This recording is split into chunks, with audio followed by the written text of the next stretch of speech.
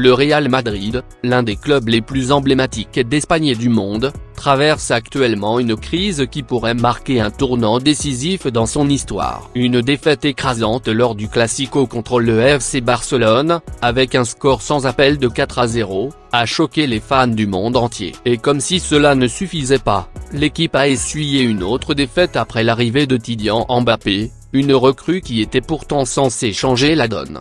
Mais au-delà des résultats, ces défaites soulèvent une question inquiétante: le Real Madrid est-il en train de vivre le début de la fin? Aujourd'hui, nous allons plonger au cœur de cette situation pour comprendre les raisons de cette période difficile et explorer si l'avenir du Real Madrid est vraiment en danger.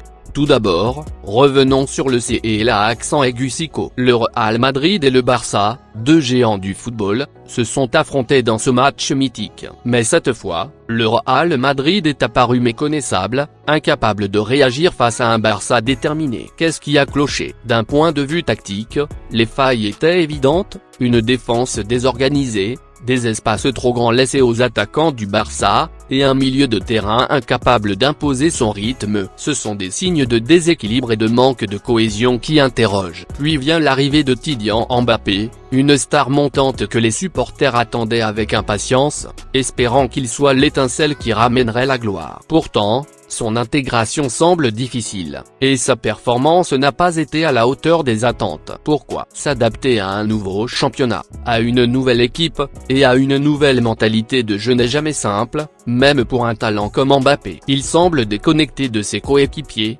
comme s'il ne trouvait pas sa place dans le collectif du Real Madrid. Est-ce un problème de tactique, ou d'intégration? Ces questions restent ouvertes, et la pression monte autour de lui. Mais ces défaites et l'adaptation difficile de Mbappé ne sont peut-être que la partie visible de l'iceberg. Il pourrait y avoir des problèmes plus profonds, ancré dans la structure même du Real Madrid. Depuis quelques saisons, le club a connu de nombreux changements, des joueurs clés sont partis, des jeunes talents sont arrivés, et la stratégie semble parfois manquer de clarté. Le Real Madrid aurait-il perdu son identité, ce fameux ADN de la victoire qui a fait sa réputation? La question la plus troublante est de savoir si ces résultats annoncent la fin d'une époque. Le Real Madrid est une institution, un club qui a dominé le football mondial pendant des décennies. Mais même les plus grands ont des périodes de déclin. Les fans, les experts, et même les anciens joueurs s'interrogent: le Real Madrid est-il en train de vivre sa chute? Pourtant, l'histoire du Real Madrid est remplie de remontées spectaculaires,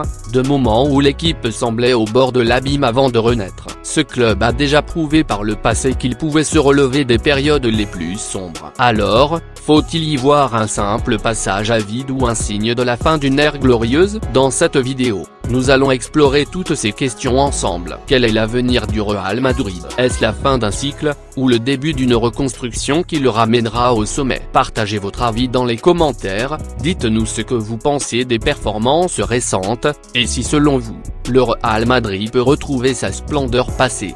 N'oubliez pas de vous abonner pour suivre toute l'actualité du football, et restez connectés pour voir si le Real Madrid est vraiment au bord de la fin, ou s'il saura, une fois de plus, déjouer les pronostics et renaître de ses cendres.